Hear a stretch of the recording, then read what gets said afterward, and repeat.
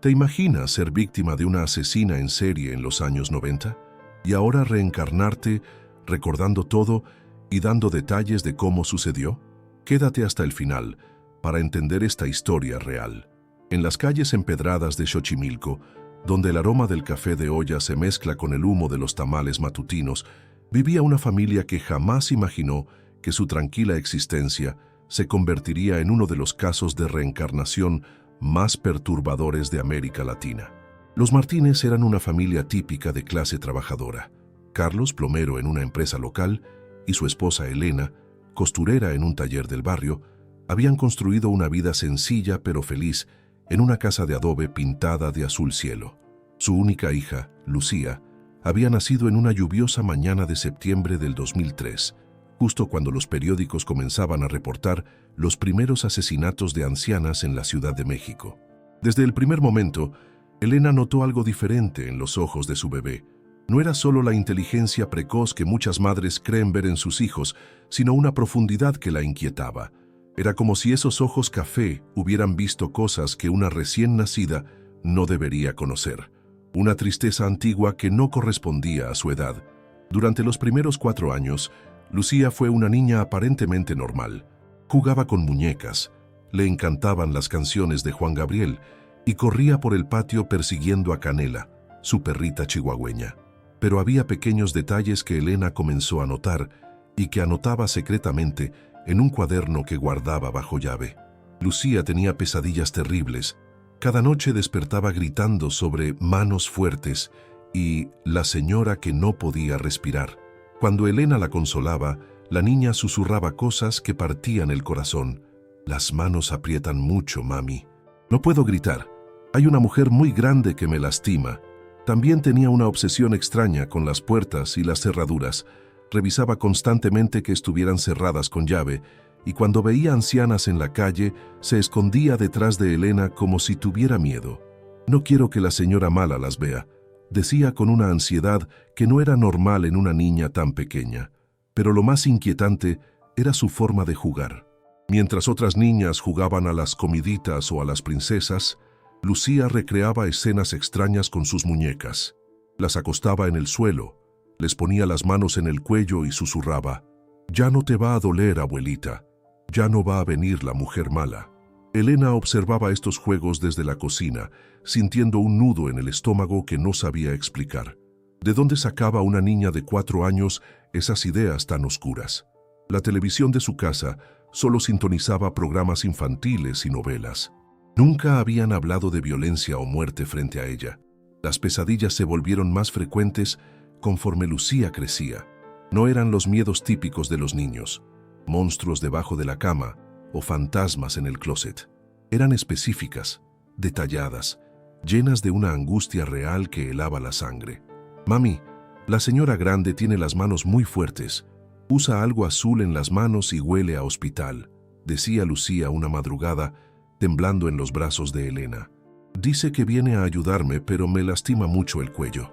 Carlos, que trabajaba turnos largos, al principio no le dio importancia. «Son pesadillas, Elena. Todos los niños las tienen». Pero cuando empezó a escuchar los gritos nocturnos de su hija, supo que algo no estaba bien. Fue en la mañana del 15 de septiembre del 2008, justo el día que Lucía cumplía 5 años, cuando todo cambió para siempre. Elena estaba preparando chocolate caliente en la cocina. El olor de la canela llenaba la casa, como cada mañana festiva. El sol entraba por la ventana pequeña, iluminando los mosaicos amarillos que Carlos había puesto con tanto cuidado. Lucía apareció en el marco de la puerta con una expresión seria que la sorprendió. Ya no llevaba su pijama de Barbie rosa, sino que se había vestido con un vestido azul marino que Elena guardaba para ocasiones especiales. Su cabello estaba peinado hacia atrás, de una manera que la hacía ver mayor. «Mami», dijo con esa vocecita aguda que aún conservaba, pero con una gravedad que no correspondía a una niña de 5 años. «Necesito contarte algo importante sobre mi vida de antes».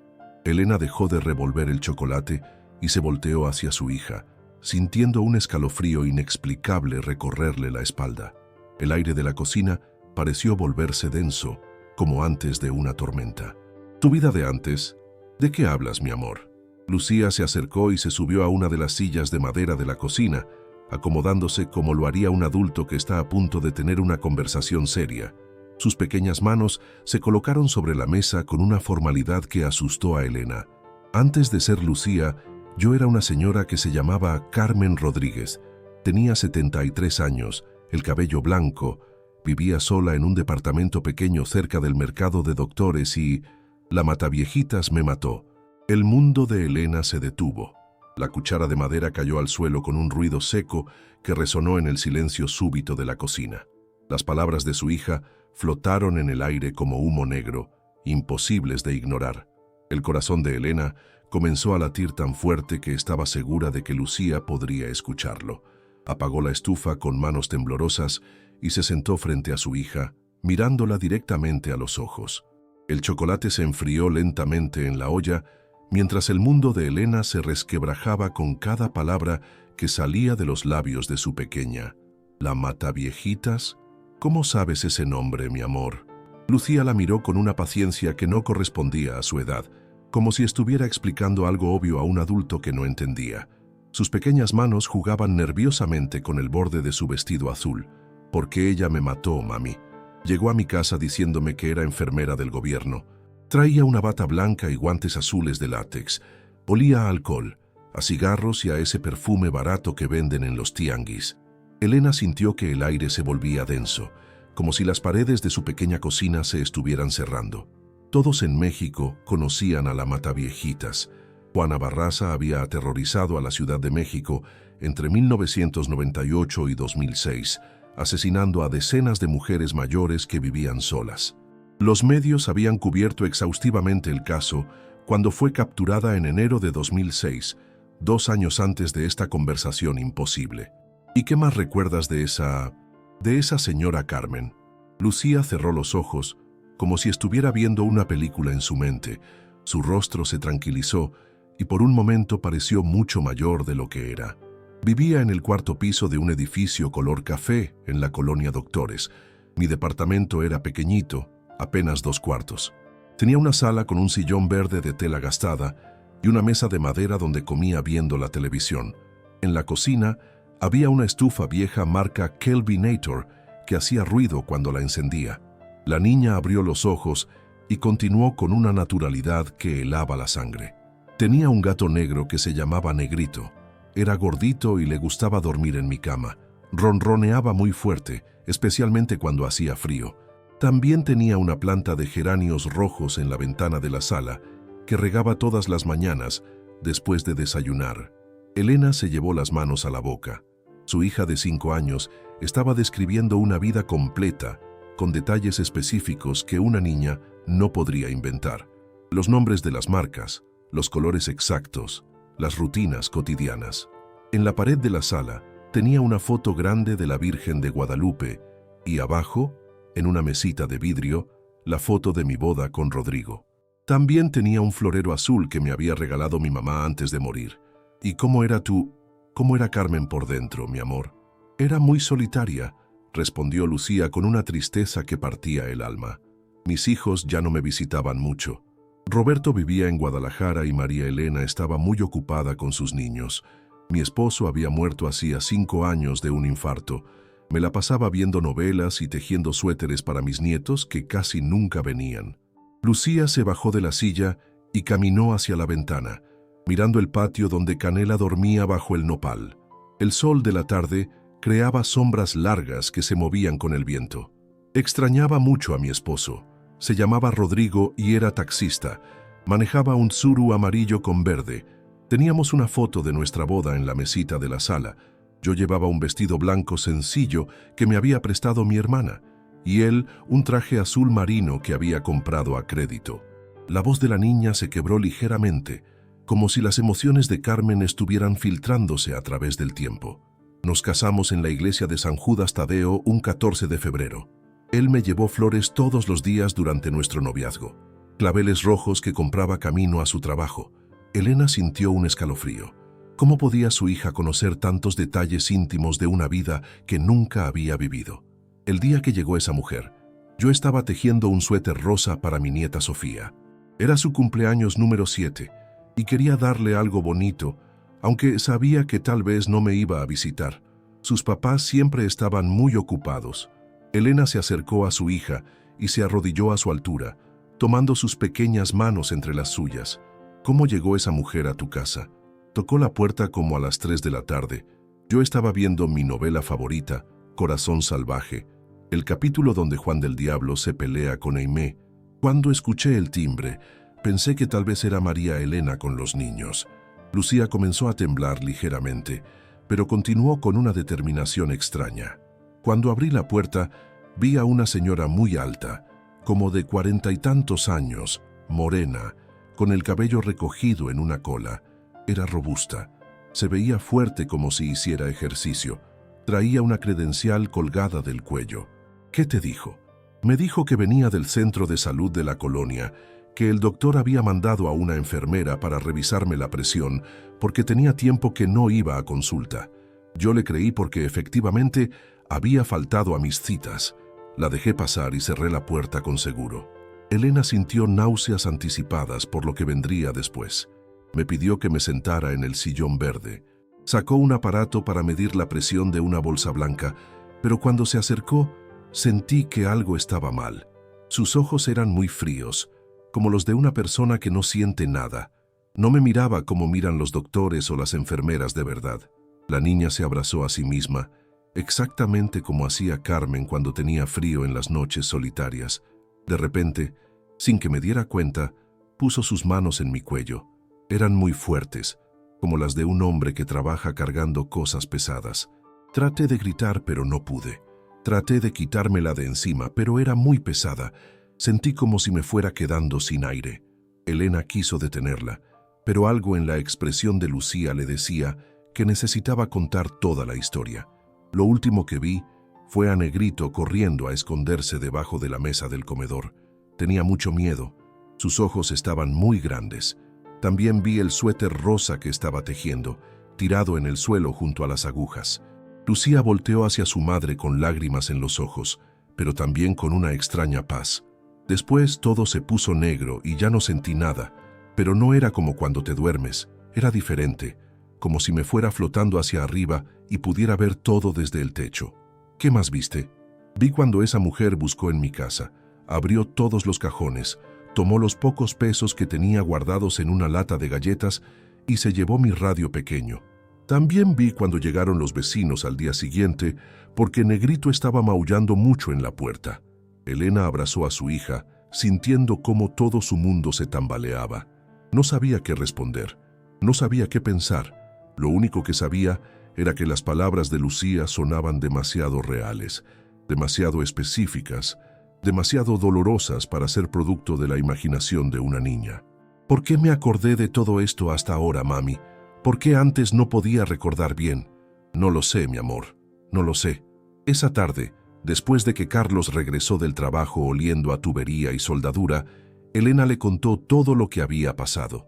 Su esposo, hombre práctico y escéptico, acostumbrado a problemas que se solucionan con herramientas, escuchó en silencio mientras se quitaba las botas de trabajo. «Debe ser algo que vio en la televisión», murmuró finalmente, frotándose la barba que se había dejado crecer. «Los niños absorben información sin que nos demos cuenta. Tal vez escuchó a los vecinos hablar del caso. Pero esa noche, cuando pensaban que Lucía dormía profundamente en su cuarto, la escucharon hablando sola. Elena se acercó sigilosamente a la puerta entreabierta y lo que vio la dejó completamente helada. Lucía estaba sentada en su cama, acariciando el aire como si tuviera un gato invisible en su regazo. Sus movimientos eran exactos, como alguien que realmente estuviera tocando a una mascota querida. «No te preocupes, Negrito. Ya estoy en un lugar seguro. Esta familia me cuida bien y aquí no va a venir la señora mala. Mañana le voy a pedir a mami que me compre sardinas para darte». Los días siguientes transcurrieron con una normalidad forzada. Elena intentaba seguir con la rutina habitual: llevar a Lucía al kinder, preparar la comida, coser en el taller del barrio. Pero cada vez que miraba a su hija, las palabras sobre Carmen Rodríguez resonaban en su cabeza como campanadas persistentes. Lucía, por su parte, parecía más tranquila después de su revelación, como si hubiera liberado un peso que cargaba desde hacía tiempo. pero continuaba con comportamientos que ahora adquirían un significado perturbador. Durante el desayuno del viernes, mientras untaba mermelada de fresa en su pan tostado, Lucía comentó casualmente: «Mami, ¿por qué no tenemos sardinas enlatadas como las que le daba a Negrito?». Elena casi se atraganta con su café. «¿Sardinas? Nunca hemos comprado sardinas, mi amor». «Sí, me encantaban. Bueno, a Negrito le encantaban». Las abría con el abrelatas verde que tenía en el cajón de la cocina y se las ponía en su platito azul con dibujitos de pescaditos. Carlos, que leía las noticias en el periódico mientras desayunaba, levantó la vista con expresión escéptica. «Lucía, los gatos comen croquetas, no sardinas tan seguido». «Pero Negrito sí», respondió la niña con la paciencia de quien explica algo obvio, porque era un gato rescatado de la calle y estaba acostumbrado a buscar comida en los botes de basura. Las sardinas eran su premio especial los domingos. Elena y Carlos intercambiaron miradas cargadas de preocupación. Su hija no solo recordaba detalles de la vida de Carmen, sino también las costumbres específicas de su gato. Carlos dejó el periódico sobre la mesa. «Hija, ¿puedes contarnos más sobre ese edificio donde vivía Carmen?». Lucía se iluminó como si hubiera estado esperando esa pregunta durante días. Sus ojos brillaron con una familiaridad que no correspondía a una niña de 5 años. «Sí, papá. Era un edificio viejo, como de los años 60. Tenía 4 pisos y la entrada principal era de vidrio, pero siempre estaba medio rota. El portero se llamaba Don Aurelio y tenía una pata de palo porque había tenido un accidente». Hizo una pausa para tomar un sorbo de chocolate caliente. En la planta baja había una tienda que vendía cigarros, refrescos y dulces. La señora que la atendía se llamaba Doña Esperanza y siempre me fiaba cuando se me acababa el dinero antes de que llegara mi pensión. Elena sintió un escalofrío recorrerle la espina dorsal. Los detalles eran demasiado específicos para ser inventados. ¿Y los otros vecinos? En el segundo piso vivía una familia con muchos niños que siempre hacían ruido. La mamá se llamaba Guadalupe y el papá trabajaba en el metro. En el tercer piso estaba el señor Ramírez, que tocaba guitarra en las noches y a veces me daba serenata desde su ventana. Carlos se reclinó en su silla, claramente incómodo. «Elena, esto es absurdo. Los niños inventan historias todo el tiempo». «Pero papá», lo interrumpió Lucía con una seriedad que no correspondía a su edad. «No son historias inventadas, son recuerdos reales. Puedo describir cada grieta en las paredes del pasillo». Elena tomó una decisión que cambiaría todo. Se inclinó hacia su hija y le preguntó: «Lucía, ¿recuerdas la dirección exacta de ese edificio?». La niña cerró los ojos por un momento, como si estuviera leyendo algo escrito en su mente. «Calle Dr. Bertis número 245, entre Eje 3 Sur y Dr. Jiménez. Colonia Doctores. El edificio es color beige». El silencio llenó la cocina como un gas denso. Elena y Carlos se miraron, sabiendo que habían cruzado una línea invisible. Ya no podían fingir que era solo imaginación infantil. Esa tarde, después de dejar a Lucía en casa de su comadre Rosa, Elena viajó en metro hasta la Colonia Doctores. El trayecto le pareció eterno.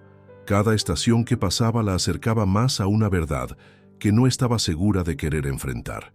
Cuando finalmente llegó al número 245 de la calle Dr. Bertis, su corazón casi se detiene. Ahí estaba exactamente como Lucía lo había descrito. Un edificio de 4 pisos de los años 60, color beige, con la entrada de vidrio agrietado y una pequeña tienda en la planta baja. Elena entró al edificio con las piernas temblando. El vestíbulo olía a humedad y desinfectante, y la pintura de las paredes se descascaraba en varios lugares, exactamente como había descrito su hija. Se acercó a la portería, donde un hombre mayor estaba viendo una telenovela en un televisor pequeño. Cuando se dio cuenta de su presencia, se volteó hacia ella con curiosidad. Elena casi grita. El hombre tenía una prótesis en la pierna izquierda. «¿Usted es don Aurelio?», preguntó con voz temblorosa. «Sí, señora. ¿En qué le puedo ayudar?». Quería preguntarle, ¿conoció usted a una señora que se llamaba Carmen Rodríguez? Vivía en el 4º piso hace algunos años. La expresión de don Aurelio cambió inmediatamente. Se quitó los lentes para limpiarlos con la orilla de su camisa. «Doña Carmen del 4B. Claro que la conocí. Pobrecita señora». Su voz se volvió melancólica. Fue una de las víctimas de esa maldita mataviejitas. Elena sintió que las rodillas le temblaban. ¿Puede describirme cómo era? Era una señora muy buena, de unos 73 años, siempre muy limpia, muy educada. Tenía un gato negro gordito que quería mucho. Se llamaba Negrito. Vivía sola desde que se le murió el esposo. Don Aurelio suspiró profundamente. La encontraron muerta en su departamento un martes por la mañana de octubre del 2002. Había sido estrangulada. Los vecinos se dieron cuenta porque el gato no paraba de maullar en la puerta. Elena se sostuvo de la pared para no caer. Sasa tenía familia, 2 hijos, pero vivían lejos. Roberto en Guadalajara y María Elena aquí en la ciudad, pero muy ocupada con su vida. Casi no la visitaban. ¿Recuerda algo más específico sobre ella? Don Aurelio se rascó la cabeza. Le gustaba mucho tejer. Siempre la veía en su ventana tejiendo suéteres para sus nietos y era muy fan de las novelas de la tarde. Corazón salvaje era su favorita. Elena sintió que el mundo giraba a su alrededor. Cada detalle que había mencionado Lucía estaba siendo confirmado por alguien que realmente había conocido a Carmen Rodríguez. Cuando regresó a casa esa noche, encontró a Carlos y Lucía en la sala. La escena doméstica contrastaba de manera surrealista con la revelación que Elena cargaba. Carlos, necesitamos hablar a solas. Cuando se quedaron solos, Elena le contó todo. Carlos la escuchó en silencio, su expresión cambiando gradualmente de escepticismo a terror. En ese momento, Lucía apareció en la puerta con una expresión preocupada. Ya fueron a ver mi casa, ¿verdad? Elena se quedó paralizada mirando a su hija. ¿Cómo podía Lucía saber que había visitado el edificio? No le habían dicho nada. Y la niña había estado todo el día en casa de la comadre Rosa. ¿Cómo sabes que fui a la casa de Carmen?, preguntó Elena con voz temblorosa. Lucía se acercó y se sentó en el sofá entre sus padres, acomodándose como si estuviera a punto de explicar algo muy importante. Porque cuando estaba jugando con la hija de doña Rosa, de repente me puse muy contenta, como cuando alguien va a visitar a tu familia después de mucho tiempo. Sabía que había ido a verla. Carlos se inclinó hacia adelante, estudiando el rostro de su hija. Lucía, ¿tú puedes sentir cuando pensamos en Carmen? La niña asintió con naturalidad. A veces. Es como si Carmen estuviera muy contenta de que alguien se acuerde de ella. Llevaba mucho tiempo sin que nadie fuera a visitarla. Elena sintió un nudo en la garganta. Mi amor, necesitamos hacer algo. Tenemos que entender lo que te está pasando. Durante los siguientes días, Elena no pudo concentrarse en nada. En el taller donde cosía, sus compañeras notaron su distracción. Doña Remedios, la dueña del taller, se acercó a ella una tarde mientras Elena zurcía un vestido por tercera vez. Elena, mija, ¿qué te pasa? Estás muy extraña desde hace días. Elena levantó la vista del vestido azul que tenía entre las manos. Doña Remedios había sido como una segunda madre para ella desde que llegó a trabajar al taller 5 años atrás. Si alguien podía aconsejarla era ella. Doña Reme, ¿usted cree en esas cosas de las vidas pasadas? La mujer mayor dejó la máquina de coser y se sentó en la silla de al lado. ¿Por qué me preguntas eso, hija? Elena le contó todo. Cada detalle, cada coincidencia, cada momento imposible que había vivido en las últimas semanas. Doña Remedios escuchó en silencio, asintiendo de vez en cuando, sus ojos oscuros brillando con una sabiduría que venía de décadas de experiencia. Mira, Elena, dijo finalmente tomando las manos de la joven entre las suyas, yo he vivido muchos años y he visto cosas que la gente moderna ya no quiere creer. Mi abuela me contaba historias de niños que recordaban otras vidas. Se levantó y fue hacia un estante donde guardaba libros viejos. Regresó con un cuaderno maltratado por el tiempo. Esto me lo dio mi comadre Esperanza hace años. Ella trabajaba en el Hospital General y apuntaba casos extraños que veía. Niños que llegaban contando cosas que no debían saber. Elena abrió el cuaderno. Estaba lleno de historias escritas a mano, fechas, nombres, testimonios de padres confundidos y médicos que no sabían qué hacer. ¿Y qué pasó con estos niños? Algunos se olvidaron conforme crecieron. Otros nunca se olvidaron. Pero todos tenían algo en común. Habían venido a cumplir algo que quedó pendiente.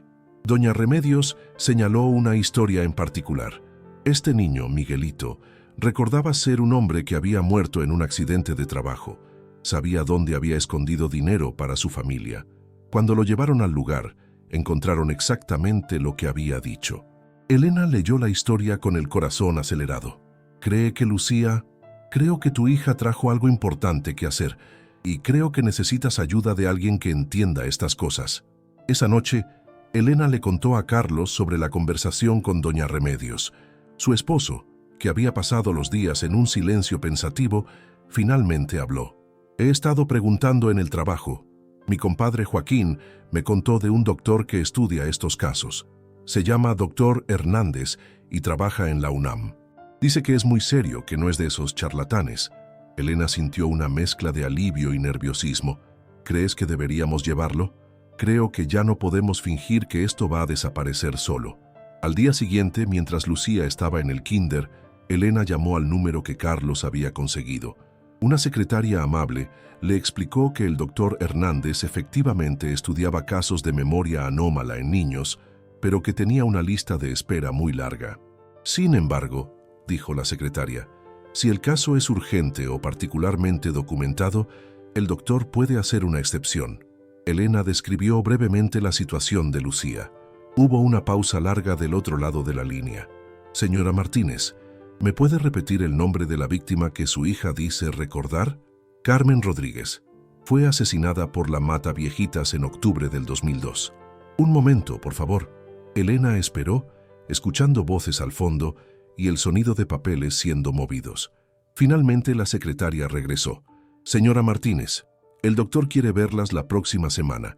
Este caso le interesa mucho. Cuando Elena colgó, se quedó sentada en la cocina por largo rato, mirando por la ventana hacia el patio donde Canela dormía bajo el sol. Todo estaba cambiando tan rápido que apenas podía procesarlo. Esa tarde, cuando fue a recoger a Lucía del kinder, la maestra, señorita Carmen, la detuvo en la puerta. «Señora Elena, ¿podemos hablar un momento?» Elena sintió que se le hacía un nudo en el estómago. ¿Pasó algo con Lucía? No exactamente, pero hoy durante la clase de dibujo libre, Lucía hizo algo muy extraño. La maestra la llevó al salón y le mostró una hoja de papel. Elena se quedó sin aliento. En lugar del típico dibujo infantil con casitas y soles sonrientes, Lucía había dibujado con precisión sorprendente el plano de un departamento. Cada cuarto estaba etiquetado con una letra pequeña pero clara. Sala, cocina, recámara, baño. Le pregunté qué era y me dijo que era su casa de antes. Señora Elena, este no es un dibujo típico de una niña de 5 años. Elena tomó el dibujo con manos temblorosas. Era exactamente como había descrito Lucía. Un departamento pequeño de 2 cuartos, con la distribución típica de los edificios viejos de la colonia Doctores. ¿Dijo algo más? Sí. Dijo que quería que usted viera el dibujo porque había algo importante en la cocina que nadie había encontrado. Esa noche, después de acostar a Lucía, Elena y Carlos se quedaron sentados en la mesa de la cocina estudiando el dibujo. En la esquina de lo que representaba la cocina, Lucía había dibujado un pequeño cuadrito con una X encima. ¿Qué crees que significa?, preguntó Carlos. No lo sé, pero tengo la sensación de que Lucía sí lo sabe. Como si hubiera escuchado sus pensamientos, Lucía apareció en la puerta de la cocina en pijama, frotándose los ojos. ¿Están viendo mi dibujo? Sí, mi amor. ¿Qué es eso que dibujaste en la cocina? Lucía se acercó y señaló la X con su dedito. Es donde Carmen escondía su dinero, en una lata de café vacía detrás de la estufa. Ahí guardaba lo poquito que juntaba para emergencias. Elena y Carlos se miraron. ¿Y crees que todavía está ahí? No lo sé, pero Carmen está muy preocupada porque nunca se lo dieron a sus hijos. Era para María Elena, para ayudarla con los gastos de sus niños. En ese momento, Elena supo que no tenían opción. Tendrían que regresar al edificio, pero esta vez no irían solos. Elena pasó 3 días sin poder dormir bien, dando vueltas en la cama mientras pensaba en el dibujo de Lucía y en la lata de café escondida detrás de la estufa. ¿Cómo era posible que su hija conociera detalles tan íntimos de la vida de Carmen?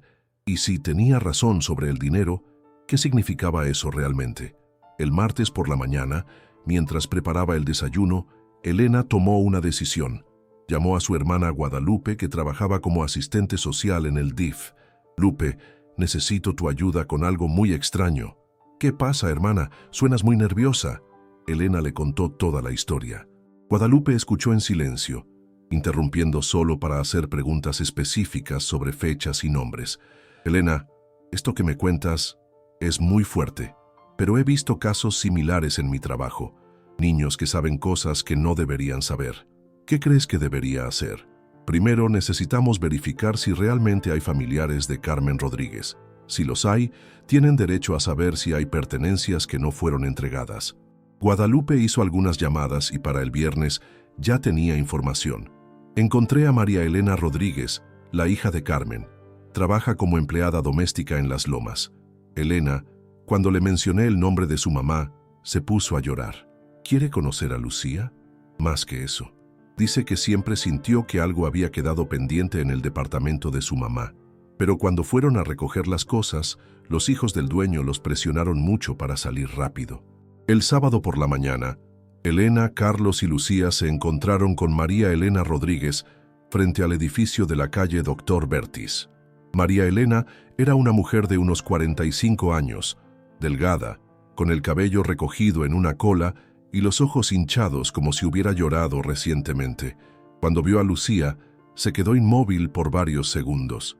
«Dios mío», susurró, «tiene los mismos ojos que mi mamá cuando era niña». Lucía se acercó a María Elena sin miedo, como si reconociera a alguien familiar. «Tú eres María Elena. Mamá Carmen siempre hablaba de ti. Decía que trabajabas muy duro y que se preocupaba porque casi no descansabas». María Elena se llevó las manos a la boca, las lágrimas corriendo por sus mejillas. ¿Cómo puedes saber eso? Porque me acuerdo de todo. También me acuerdo de que siempre querías traer a tus hijos a visitarla, pero tu esposo decía que no tenían tiempo. La mujer se arrodilló frente a Lucía. «Es cierto, todo eso es cierto. Mi esposo siempre ponía pretextos para no venir. Yo me sentía muy culpable». Don Aurelio, que había observado la escena desde la portería, se acercó a ellos. «¿Van a subir al departamento de doña Carmen?». María Elena asintió. «Necesitamos revisar una cosa que tal vez quedó pendiente. El departamento está desocupado desde hace meses. El dueño no ha podido rentarlo. Dicen que la gente siente cosas raras ahí arriba». Subieron los 4 pisos en silencio. Lucía iba adelante, como si conociera perfectamente el camino. Cuando llegaron al departamento 4B, María Elena sacó una llave que había guardado todos estos años. «Nunca pude deshacerme de esta llave», explicó. «Algo me decía que algún día tendría que regresar». Al abrir la puerta, un olor a humedad y tristeza los recibió. El departamento estaba completamente vacío, pero Lucía entró como si estuviera en casa. «Aquí era donde tenía mi sillón verde», dijo señalando un rincón de la sala. «Y ahí estaba la mesa donde comía viendo las novelas». Caminó directamente hacia la cocina, que era diminuta, apenas con espacio para una estufa, un refrigerador pequeño y un fregadero. «La estufa estaba aquí», dijo Lucía señalando exactamente donde se veían las marcas en el piso. Y atrás, se agachó y señaló hacia el espacio que había entre la pared y donde había estado la estufa. «Ahí está». Elena se arrodilló y metió la mano en el pequeño espacio. Sus dedos tocaron algo metálico. Con cuidado, sacó una lata oxidada de café Nescafé. María Elena se cubrió la boca con las manos. Esa lata la recuerdo. Mi mamá siempre guardaba sus cosas importantes en latas de café».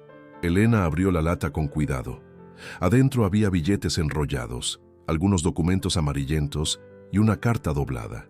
María Elena tomó la carta con manos temblorosas y la desdobló. Era la letra de su madre. «Para María Elena», leyó en voz alta. «Si algo me pasa, quiero que sepas que este dinero es para tus hijos. Son mis ahorros de 5 años. También quiero que sepas que no fue tu culpa no visitarme más. Entiendo que tu vida es difícil. Te amo, hija. Mamá». La mujer se desplomó en el suelo, llorando desconsoladamente. Lucía se acercó y la abrazó con la naturalidad de una niña, pero con una sabiduría que no correspondía a su edad. «Ya no llores. Carmen ya no está triste. Ahora está contenta porque ya pudiste encontrar lo que era tuyo». Carlos contó el dinero. Eran casi 10,000 pesos, una fortuna para una señora que vivía de una pensión mínima. ¿Cómo supo dónde estaba esto?, preguntó María Elena, mirando a Lucía con una mezcla de asombro y gratitud. Porque me acuerdo de cuando lo escondí. Era en diciembre del 2001, casi un año antes de que pasara lo malo. Había ahorrado peso por peso porque quería darte una sorpresa en Navidad. María Elena abrazó a Lucía. Gracias por traerme el último regalo de mi mamá. Mientras bajaban las escaleras, María Elena le contó a Elena más detalles sobre su madre. Era exactamente como dice la niña. Le encantaba tejer, veía novelas todas las tardes y tenía un gato negro que adoraba. Negrito apareció un día en su ventana y ella lo adoptó. ¿Y los vecinos que describe Lucía? Todos existieron.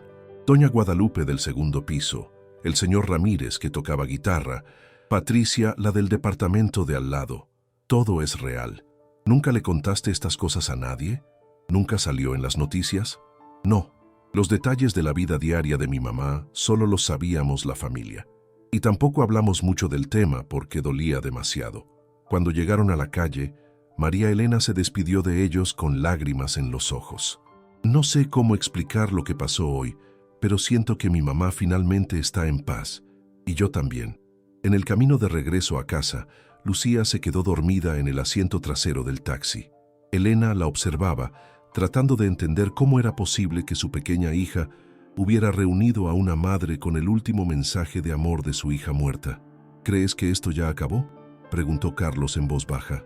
No lo sé, pero siento que apenas está empezando. Esa noche, Lucía durmió más tranquila que en semanas. No hubo pesadillas, no hubo gritos. Por primera vez desde que había comenzado todo este misterio, la niña parecía completamente en paz. Pero Elena sabía que aún quedaban muchas preguntas sin responder. La cita con el doctor Hernández era en 3 días, y algo le decía que lo que habían vivido ese día era solo el preludio de algo mucho más profundo. Mientras apagaba las luces de la casa, Elena se preguntó si estaba preparada para las respuestas que estaba a punto de encontrar.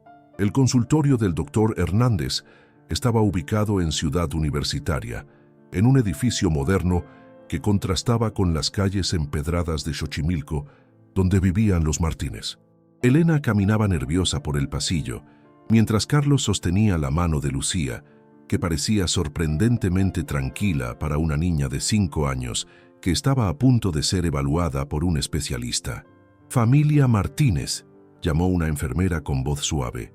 «El doctor los está esperando». El doctor Miguel Hernández era un hombre de unos 50 años, con barba gris perfectamente recortada y ojos amables detrás de unos lentes de armazón grueso. Su consultorio estaba lleno de libros, diplomas y, curiosamente, juguetes didácticos, esparcidos por todas partes. «Lucía», dijo el doctor arrodillándose para quedar a la altura de la niña. «Me da mucho gusto conocerte. Tus papás me han contado cosas muy interesantes sobre ti». Lucía lo observó durante unos segundos, con esa manera directa que tienen los niños de evaluar a los adultos.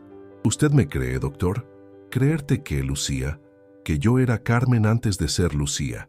El doctor Hernández intercambió una mirada rápida con Elena y Carlos antes de responder. «¿Sabes qué? Todavía no sé qué creer, pero me encantaría que me contaras todo lo que recuerdas. ¿Te parece?». Durante la siguiente hora, Lucía relató su historia con una coherencia y un nivel de detalle que asombraron al psiquiatra. Describió no solo la vida de Carmen Rodríguez, sino algo aún más extraordinario: sus recuerdos del momento de la muerte y lo que vino después. «Cuando la señora Mala me estaba lastimando», explicó Lucía jugando con un rompecabezas mientras hablaba, «al principio me dio mucho miedo y traté de quitármela de encima, pero después sentí como si me fuera flotando hacia arriba». El doctor Hernández tomaba notas constantemente, grabando también la sesión con un dispositivo digital. «¿Y qué viste cuando flotabas?». «Vi todo desde arriba. Vi cuando esa mujer buscó en toda la casa, cuando se llevó mi radio y el poquito dinero que tenía en el cajón. También vi a Negrito escondido debajo de la mesa, con mucho miedo». Su voz se volvió distante, como si estuviera viendo una película en su mente. «Después ya no pude ver mi casa. Me fui a un lugar muy bonito, doctor. Todo era blanco y dorado, como cuando el sol se refleja en las ventanas de los edificios altos». «¿Había más gente en ese lugar?». «Sí, pero no los podía ver bien. Eran como luces que se movían y hablaban sin hacer ruido. pero había alguien muy especial que sí pude ver un poquito. ¿Puedes describirme a esa persona? Lucía dejó el rompecabezas y cerró los ojos, como si estuviera tratando de recordar algo muy importante. Era como si fuera todas las personas buenas del mundo juntas. Tenía una voz que sonaba como música, pero también como cuando tu mamá te abraza cuando tienes miedo. Elena sintió que se le hacía un nudo en la garganta. ¿Y qué te dijo esa persona? Me dijo que Carmen había sido muy buena, pero que su vida había terminado muy triste y con muchas cosas pendientes. Me dijo que podía ayudar si quería. El doctor Hernández se inclinó hacia adelante. ¿Ayudar cómo? Regresando para arreglar lo que había quedado sin arreglar, para que María Elena pudiera encontrar la carta de su mamá, para que Carmen ya no estuviera preocupada y para que la gente supiera que cuando nos morimos no nos acabamos de verdad. Lucía abrió los ojos y miró directamente al doctor. Me dijeron que iba a ser difícil, que tal vez me iba a acordar de cuando era Carmen y eso iba a asustar a mi nueva familia, pero que era importante. ¿Y tú qué respondiste? Que sí quería ayudar, porque Carmen había sido muy buena y no merecía quedarse triste para siempre. El doctor Hernández había dejado de escribir y observaba a Lucía con una expresión de asombro que trataba de ocultar bajo su profesionalismo. Lucía, ¿recuerdas cómo fue regresar? Fue como bajar por un tobogán muy largo y muy rápido. Al principio todo estaba oscuro, después sentí mucho frío y escuché a mi nueva mami llorando, pero de felicidad. Elena recordó perfectamente el nacimiento de Lucía. Había sido después de un trabajo de parto difícil, y cuando finalmente la tuvo en sus brazos, había llorado de alegría por horas. ¿Y cuando despertaste bien, ya eras bebé, Lucía? Sí, pero me acordaba de todo lo que había pasado. Solo que al principio no podía hablar bien para contarlo. El doctor Hernández cerró su cuaderno y se dirigió a Elena y Carlos. Me gustaría hacerle algunas pruebas a Lucía, si están de acuerdo. Nada invasivo, solo evaluaciones psicológicas estándar para determinar su desarrollo cognitivo y emocional. Durante las siguientes 2 horas, Lucía fue sometida a una serie de tests que confirmaron lo que el doctor ya sospechaba. Era una niña completamente normal en todos los aspectos, excepto por un área específica de conocimiento que desafiaba toda explicación. Señores Martínez, dijo el doctor cuando terminaron las evaluaciones, en 20 años de carrera estudiando casos de memoria anómala en niños, nunca había visto algo tan detallado y verificable como lo que presenta Lucía. ¿Qué significa eso, doctor? Significa que estamos ante algo que desafía nuestro entendimiento actual sobre la conciencia y la memoria. Los detalles que su hija conoce sobre Carmen Rodríguez, verificados por ustedes y por la familia de la víctima, no tienen explicación dentro de los parámetros científicos convencionales. El doctor se acercó a la ventana de su consultorio, desde donde se veía el campus universitario lleno de estudiantes. Pero hay algo más que me inquieta profundamente. ¿Qué cosa? Lucía nació el 15 de septiembre del 2003. Según los registros que conseguí del Ministerio Público, Carmen Rodríguez fue asesinada el 14 de septiembre del 2002, exactamente 1 año y 1 día antes. Elena sintió que se le helaba la sangre. ¿Qué está sugiriendo? No estoy sugiriendo nada, solo estoy señalando una coincidencia temporal que, sumada a todo lo demás, resulta inquietante. En ese momento, Lucía, que había estado jugando tranquilamente en un rincón del consultorio, se acercó a ellos. «Doctor, ¿puedo preguntarle algo?» «Claro, Lucía. ¿Usted cree que está mal que me acuerde de ser Carmen?» El doctor se arrodilló frente a ella. «¿Por qué lo preguntas?» «Porque a veces veo que mis papás se asustan cuando hablo de eso, y no quiero que estén tristes».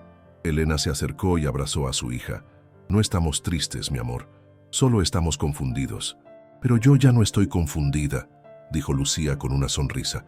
«Ya entregué el mensaje de Carmen a María Elena. Ya se arregló lo que tenía que arreglarse. Ahora solo soy Lucía». El doctor Hernández la miró con curiosidad. «¿Eso significa que ya no recuerdas a Carmen?» «Sí, me acuerdo, pero ya no me duele. Es como cuando guardas una foto de alguien que quieres mucho. La tienes ahí, pero ya no te pone triste». Mientras salían del consultorio, el doctor Hernández le entregó a Elena una tarjeta. «Me gustaría seguir documentando el caso de Lucía si están de acuerdo. Creo que lo que han vivido podría ayudar a muchas familias que pasan por situaciones similares». Hay más casos como este, más de los que se imagina, pero pocos tan bien documentados y con testigos tan confiables. En el camino de regreso a casa, Lucía se durmió en el asiento trasero del camión. Elena la observaba, notando que por primera vez en semanas, el rostro de su hija se veía completamente relajado, como si un peso enorme hubiera sido levantado de sus pequeños hombros. ¿Crees que el doctor tiene razón?, preguntó Carlos. ¿Que esto puede ayudar a otras familias? No lo sé, pero si nuestra historia puede darle esperanza a alguien que perdió a un ser querido, tal vez todo esto tuvo un propósito. Esa noche, mientras acostaba a Lucía, la niña le dijo algo que Elena nunca olvidaría. «Mami, gracias por creerme y por ayudarme a cumplir la promesa que le hice a Carmen». «¿Qué promesa, mi amor?» «Que iba a hacer que su hija supiera cuánto la quería». Mientras apagaba la luz del cuarto de Lucía, Elena supo que su vida nunca volvería a ser la misma, pero también supo que había sido testigo de algo extraordinario, una demostración de que el amor verdadero trasciende incluso la muerte. 5 años han pasado desde aquel septiembre que cambió para siempre la vida de la familia Martínez. Lucía ahora tiene 10 años, y como suele suceder en estos casos extraordinarios, las memorias específicas de Carmen Rodríguez se han desvanecido gradualmente, como fotografías que se difuminan con el tiempo. Lucía se ha convertido en una niña completamente normal, pero con una sabiduría emocional que asombra a sus maestros y compañeros. Juega fútbol en el equipo de su escuela, colecciona estampitas de la Virgen de Guadalupe y se ha vuelto experta en videojuegos, pero también tiene una sensibilidad especial hacia las personas que sufren, una compasión que parece venir de alguien que ha experimentado tanto la muerte como el renacimiento. Elena observa a su hija correr por el patio de su nueva casa. Se mudaron a una colonia más tranquila después de toda la atención que recibió su historia, y a veces se pregunta si todo fue un sueño extraordinario.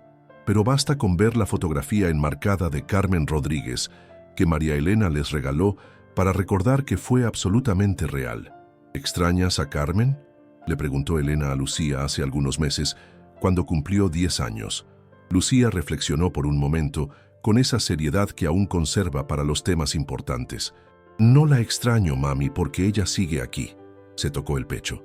«Solo que ahora somos una sola persona, como cuando mezclas 2 colores de pintura y sale un color nuevo». La vida de la familia Martínez ha encontrado un equilibrio hermoso. Carlos fue promovido en su trabajo y Elena escribió un libro sobre su experiencia, donando todas las ganancias a un hogar para adultos mayores en la colonia Doctores. El libro, titulado Lucía, la niña que recordó el amor, se convirtió en un éxito modesto, pero importante, trayendo esperanza a miles de familias que han perdido seres queridos. El doctor Hernández continuó documentando el caso, y sus investigaciones basadas en la historia de Lucía han abierto nuevas líneas de estudio sobre la conciencia humana en universidades de todo México. María Elena mantiene contacto con la familia. Cada 14 de septiembre, aniversario de la muerte de su madre, viene a visitarlos. Con el dinero que encontraron, pudo pagar los estudios de sus hijos y abrir una pequeña tienda. Un día de octubre, exactamente 12 años después de la muerte de Carmen Rodríguez, Lucía le dijo algo a Elena que confirmó lo que había sospechado desde el principio. «Mami, ya cumplí lo que vine a hacer. Carmen ya está en paz, y María Elena ya no se siente culpable. Ahora solo quiero ser una niña normal y hacer que tú y papá estén orgullosos de mí». Los recuerdos específicos de Carmen se han desvanecido, pero su esencia permanece en Lucía. Su compasión, su capacidad de hacer que otros se sientan especiales, su manera de abrazar a quienes sufren. En las noches tranquilas, cuando Lucía duerme profundamente en su cuarto decorado con pósters de sus cantantes favoritos, Elena y Carlos hablan sobre el milagro que vivieron. No solo recibieron a la hija que tanto habían deseado, sino que fueron instrumentos para que un alma cumpliera su misión más importante: demostrar que el amor verdadero nunca muere. La historia de Lucía nos recuerda que hay misterios que la ciencia aún no puede explicar, pero que el corazón reconoce como verdaderos. Nos enseña que algunas veces, cuando el amor es lo suficientemente fuerte, ni siquiera la muerte puede impedir que una madre proteja a su hijo o que una promesa se cumpla. Si esta historia te conmovió, Compártela con alguien que necesite esperanza. Y cuéntanos en los comentarios, ¿has sentido alguna vez la presencia de un ser querido que ya no está físicamente contigo? Porque el amor trasciende la muerte, y esta historia es prueba de que los lazos verdaderos nunca se rompen.